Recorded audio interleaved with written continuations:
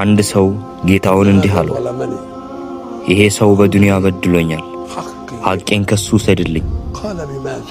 አላህም ሐቅህን እንዴት ነው የምወስድልህ ይለዋል።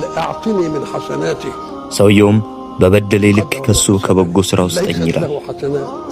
አላህም በጎ ሥራ የለውም ይለዋል። እሺ ከኃጢአቴ ውሰድና ለሱ ስጠው።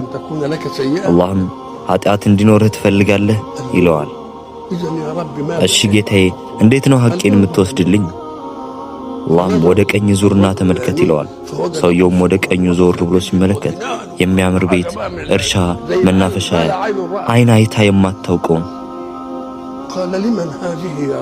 ሰውየውም ጌታዬ ይህ ሁሉ ለማን ነው ይላል። አላህም ዋጋዋን ለሚከፍል ሰው ነው ይለዋል።